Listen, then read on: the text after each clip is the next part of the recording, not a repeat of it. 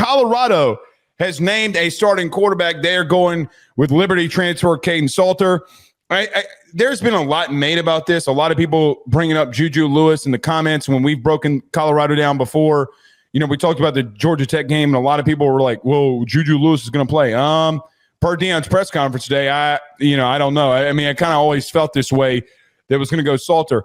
I don't think people really know how good this kid actually is. I think that they just forget. But your thoughts on Kaidon Salter becoming officially the starting quarterback of Colorado? Yeah, first of all, it didn't really make a lot of sense for Juju Lewis to win this quarterback job. If he was going to play, it would have been some sort of 2-quarterback system. And the main reason why is the fact that Juju Lewis reclassified. He is a young freshman. He's the very rare case of a 17-year-old freshman.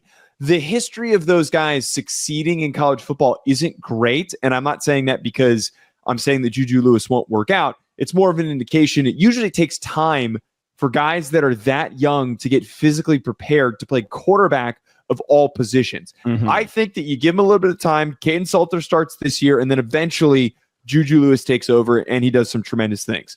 But as we said, when we did the Georgia Tech preview, when we did the Colorado preview, Colorado's success, I think, starts with Kaidon Salter.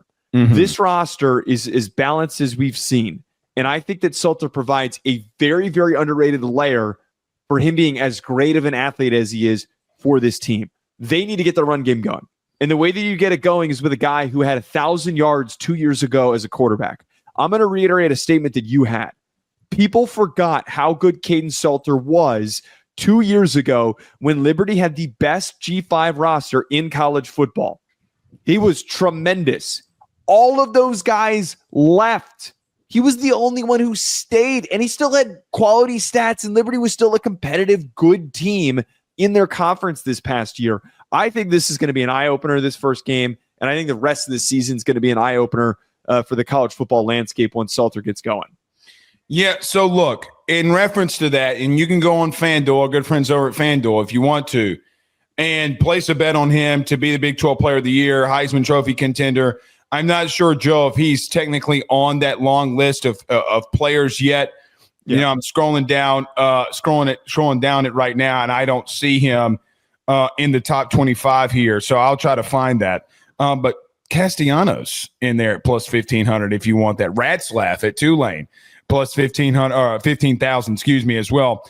But listen, when we talk about Kaidon Salter, there are a couple of things. Number one, I do think when he came out and he could not leave Liberty because of the academic issues, not meaning academic issues in reference to him having bad grades.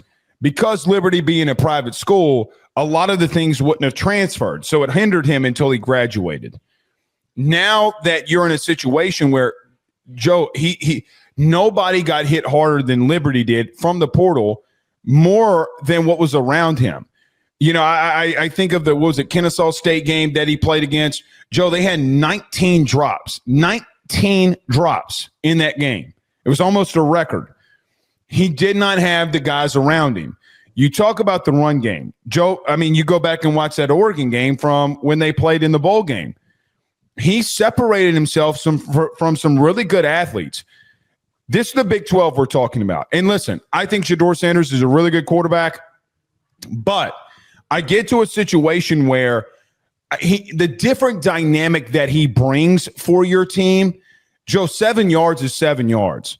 And what he does exceptionally well, and I would almost borderline say at an elite level, is knowing when to push up in that pocket and get 7 yards and either get down or get out of bounds.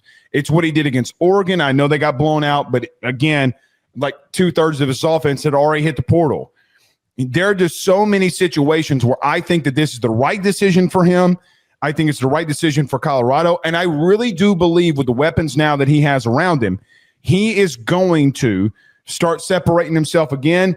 I think, look, I've been very high on him. Listen, when there was a decision that Garrett Nussmeier had to make, I was begging people, very high people in that staff, and you were listening to one of the conversations in December, like, hey, if Garrett leaves, you need to look at this kid, Kaidon Salter. You heard the conversation with staff.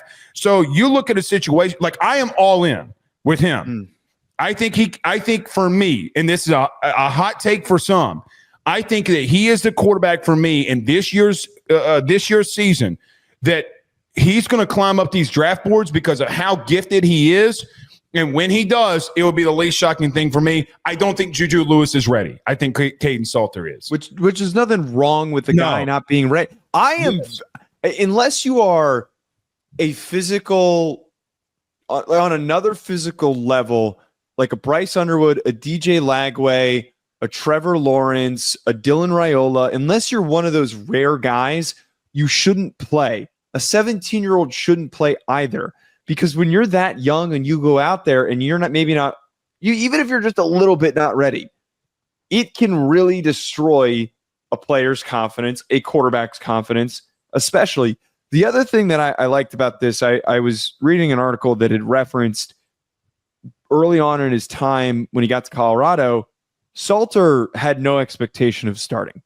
His mentality going into this was that he knew that he had to earn the starting job. And I thought that was just incredible to me to hear a young man. I think a lot of people also maybe overreacted to some comments he made at Big 12 Media Days where the opposite was happening, where he was talking about how he believes he's one of the best quarterbacks in the country and he wants to prove a lot of people wrong.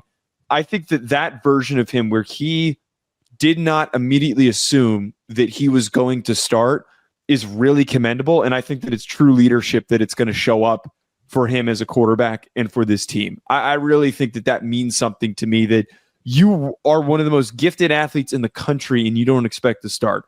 And you're going to be huge for this team and you don't expect to start. I think that really, really, really will resonate with this team.